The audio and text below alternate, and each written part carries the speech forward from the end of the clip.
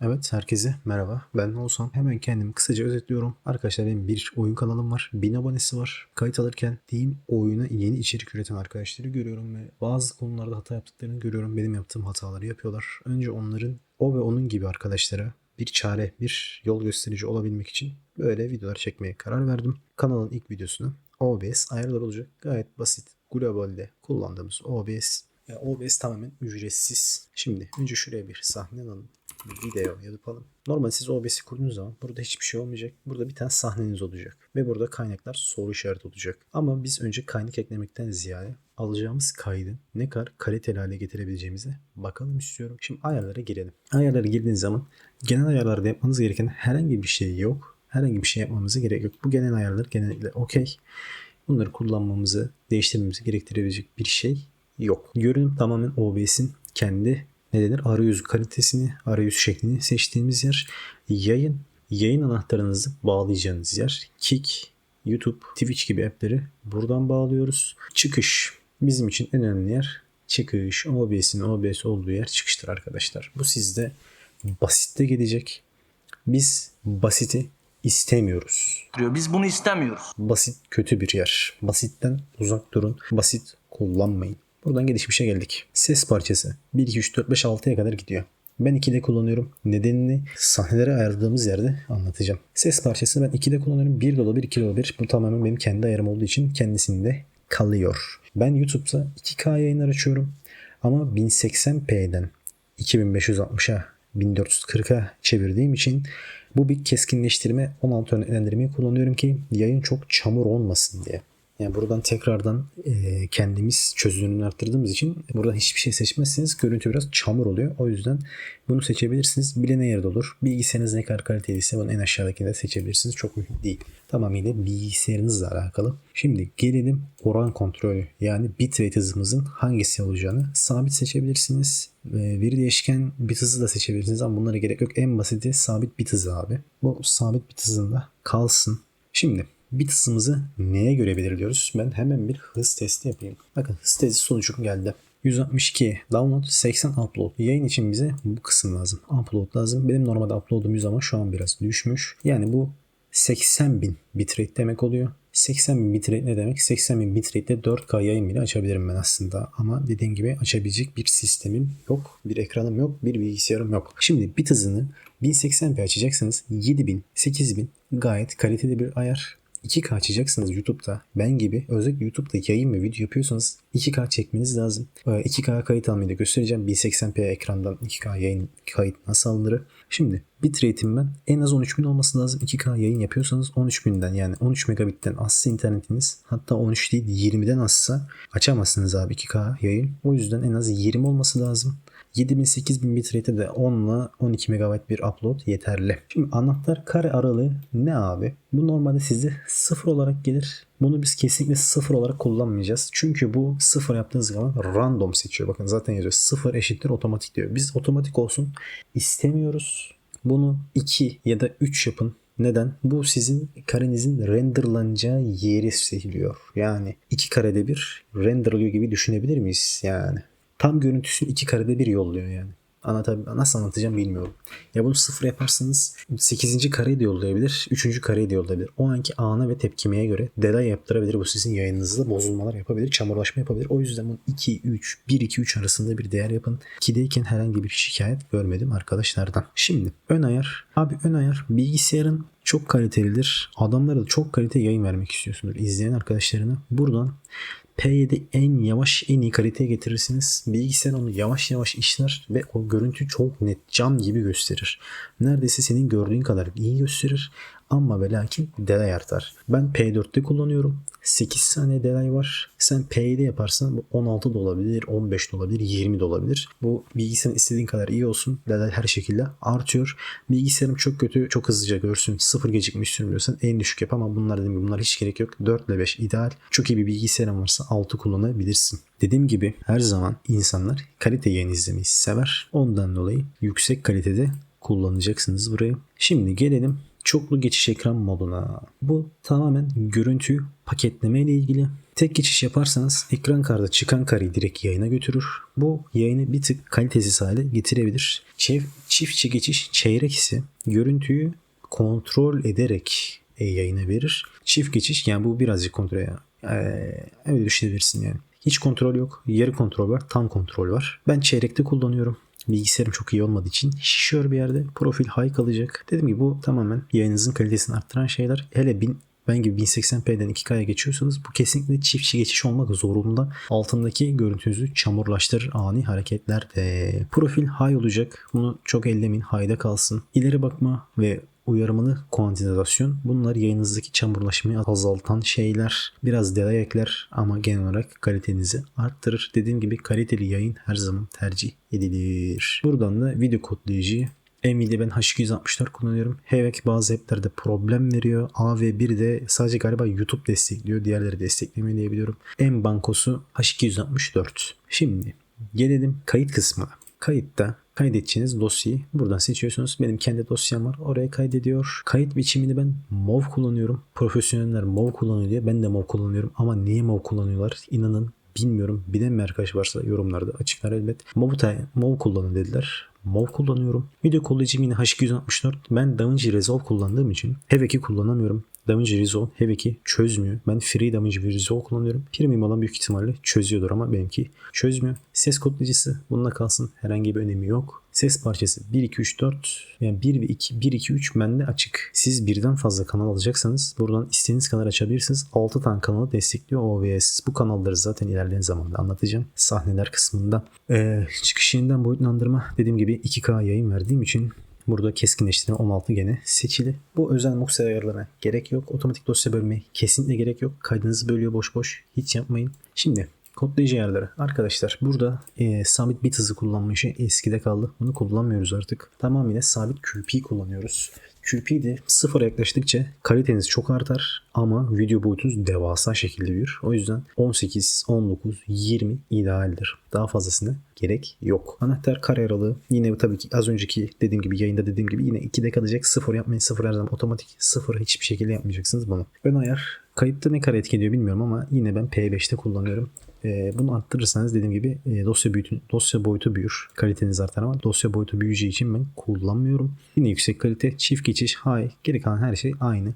Ayarlarınız böyle olursa gayet güzel videolar çekebilirsiniz. Benim bu ayarlara yeni geçtim ve gerçekten kaliteliler. Gerçekten memnunum şu an bu ayarlardan. Şimdi sese gelelim. Burada sesli seçmeniz gereken bir şey yok. 48 kHz yapmanız yeterli. 41 ise stereo kalsın. Ana mikrofonunuz ben kendi mikrofonumu değil de broadcast üstünden verdiğim için sesimi broadcast seçili. Broadcast kullanacaksanız ben gibi broadcast'te seçmeyi unutmayın. Şimdi gelelim videoya. Abi benim 1080p ekranım var. Sen gibi 2K kayıt almak istiyorum. YouTube'a video atıyorsanız 2K yapın. 2K şart, 2K elzem. Siz bu videoyu 1080p izleyeceksiniz. Çünkü ben ucube Streamlabs'tan kayıt alıyorum şu an. Streamlabs rezalet kötü bir uygulama. Çok karmaşık bir arayüzü var. Salak saçma bir yer. Şimdi gelelim buraya. Abi 1080p. Buraya kendin elle yazacaksın. Burada 1080p yazma. Ya burada şey yok. O dediğimiz zamazingo yok. Yani 2K ayarım burada yok. 2K monitörün yoksa. Buraya geleceksin yazacaksın. 2560 x 1440. Bunu yazacaksın. Bitti bu kadar. Artık kaydın 2K. Bitti. Tamam.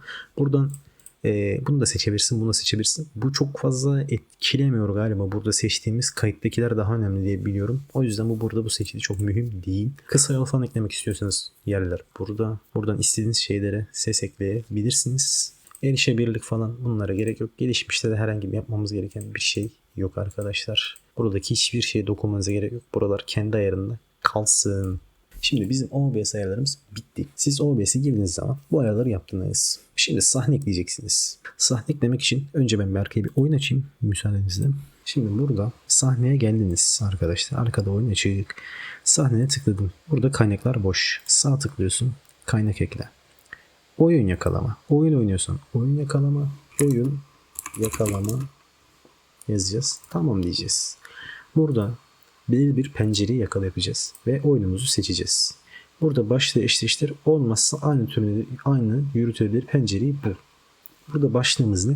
War Thunder. yan penceresini test tuşu. Burada savaşa girdiğiniz zaman savaş yazıyor.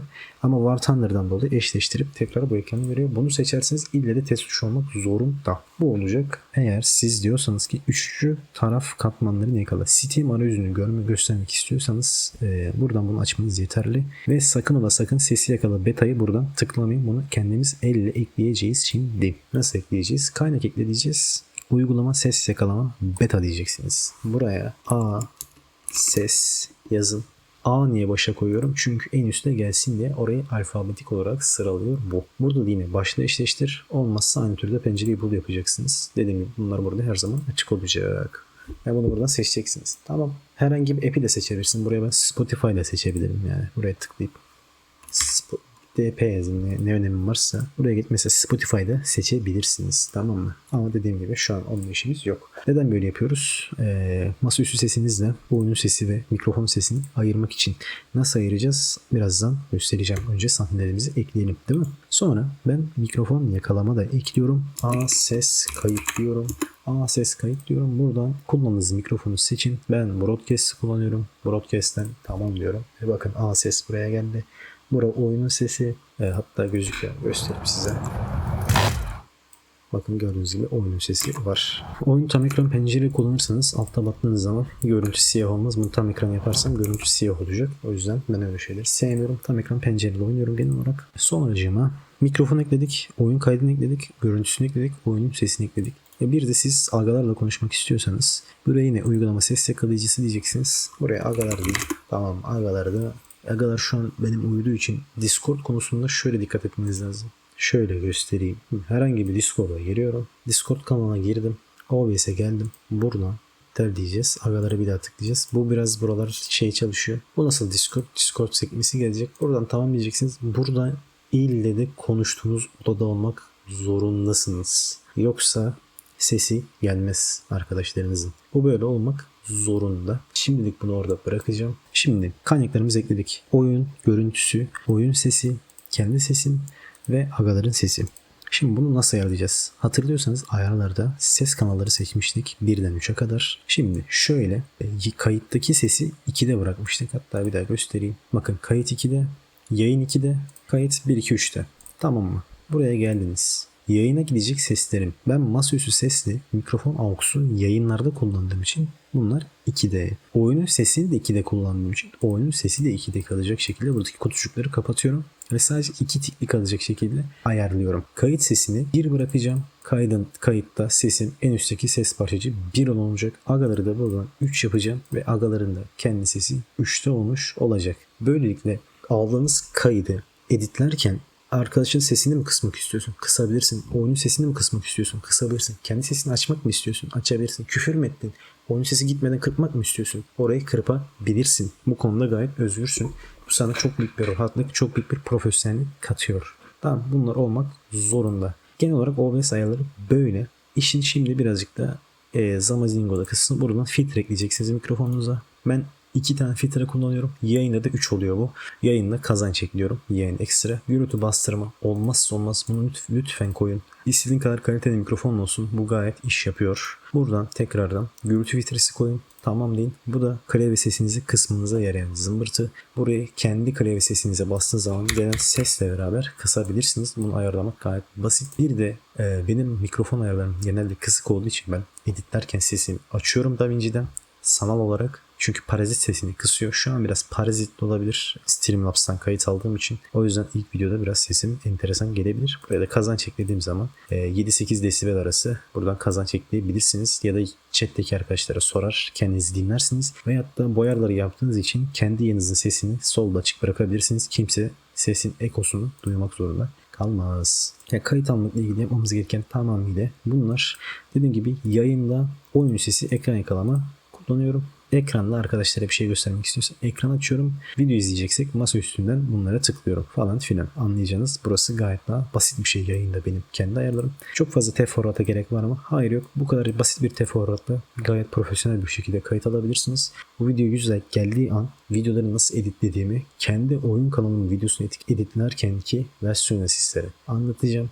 İlerleyen zamanlarda da DaVinci Resolve'da kendi öğrendiğim edit yöntemlerini yüz değiştirme, zart değiştirme, zurt değiştirme, maskeleme falan filan bunları sizlere anlatacağım. Benim OBS ayarlarım bu kadar. Bu ayarları kullanırsanız YouTube'a video atacaksınız. Çok kaliteli atarsınız. YouTube'a video atacaksınız. Lütfen 2K kayıt alın. Tekrardan altını çiziyorum. Bunu kendi kanalımın analizini yaparken sizlere göstereceğim. Hatta şöyle kendi kanalımın bir reklamını koyup kendi kanalım inceleyeceğiz. Yaptığım hataları anlatacağım. Ama ondan önce dediğim gibi önce video editlemeyi öğrenmeniz lazım. Kanalı açmadan önce. Ondan dolayı dediğim gibi bu videoya 100 like gelirse sizlere hemen DaVinci Resolve'da edit nasıl yapılır? DaVinci Resolve nasıl kurulur?